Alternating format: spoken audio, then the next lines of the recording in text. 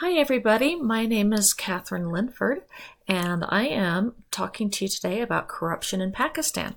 And I've got a lot of information in a short amount of time. I'm going to try to shoot for right around that 5 minutes, but when it was talking about corruption, about government and political and business, and there's a lot of information there. I loved this little corruption here because you see all these different flags, and if you'll notice, the flag on the very end is our little Pakistan flag. What is corruption? Corruption is the abuse of entrusted power for private gains, according to Transparency International 2015. Transparency International does a lot of looks into different governments and rates them on their corruption, and there's links to their case studies at the end of this. And I think this picture right here pretty much sums it up for Pakistan. They just can't seem to quite get on their progress. So we're going to start with this from... Pakistan has seen 10 general elections till date. Corruption has been a major issue in each one of them. Many leaders have lost positions of power due to corruption-related issues. A recent example is that of former Prime Minister Nawaz Sharif.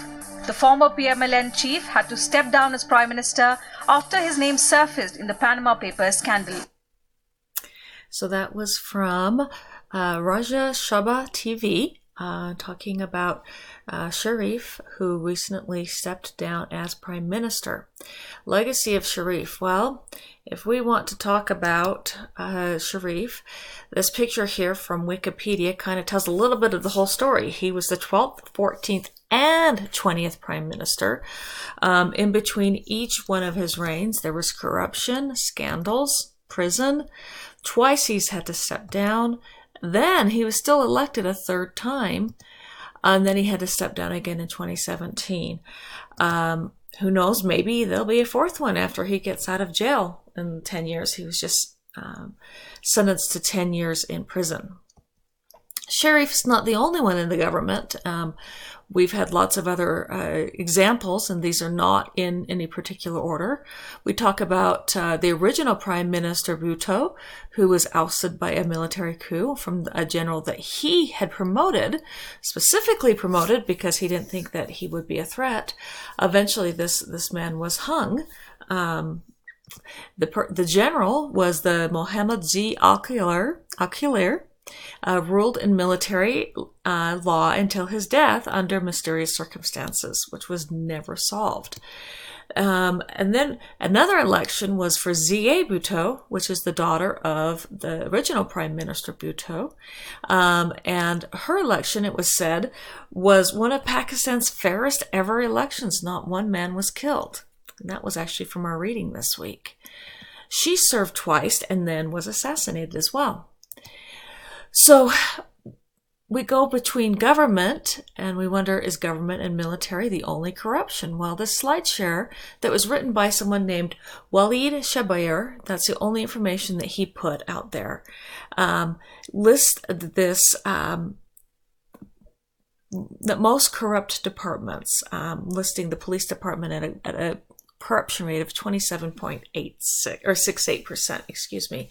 Now, if you notice along the side here, it's a National Corruption Perception Survey. So part of the problem is on corruption is a lot of it is about the perception, because it's really hard to measure it unless people come straight out and say, yes, I did this, or I didn't do that.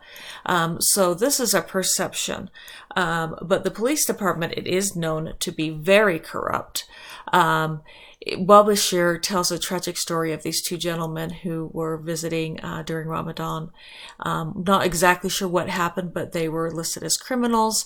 They ended up being chained and were being whipped and beaten, and the police were called in to help them, and instead of helping them, the police actually made sure that they were still alive, tied them to a pole and chanted and got the crowd to join in on some more other acts that I won't describe.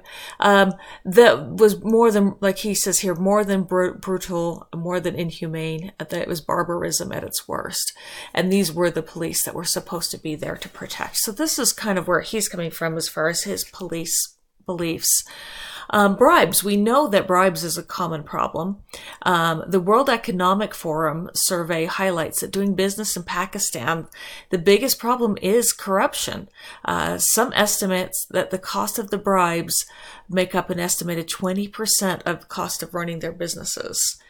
According to the survey above, bribes that are paid by poor people are usually 64% of them are the ones that are paying the bribes, where the richest people, only 26% of them are paying. So this shows that bribes are a huge concern in Pakistan, especially for the poor. In our book that we read about I Am Malala, she talks about when her dad was trying to get his school up and going, and they were expected to pay a bribe, and she quoted him about why should we be paying this? We're not committing a crime. You're not running a brothel. You're educating children. So he was one of the few smart people that said, hey, and stood up for himself and said, I'm not going to pay for this. But we know that the other principals of the other schools did pay those bribes. Dr.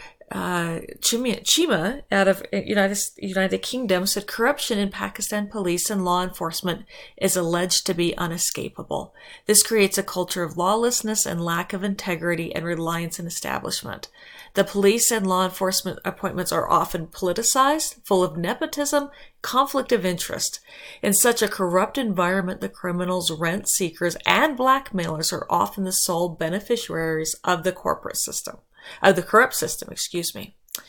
So anti-corruption, concluding the report from the chair of the Transparency International, Jose Ugas, said governments must do more to deliver on their anti-corruption commitments. It's time to stop talking and act. Millions of people are forced to pay bribes for public services, and the poor are those who are the most vulnerable. There are several groups out there that are supposed to be helping with this. You do have the NAB, a National Accounting Bureau. Unfortunately, this is overseen by the government, so no one has a lot of faith in what they're doing. Some other groups have done things, such as this group has started a Facebook group to try to get civilians and citizens on board to try to say no to corruption.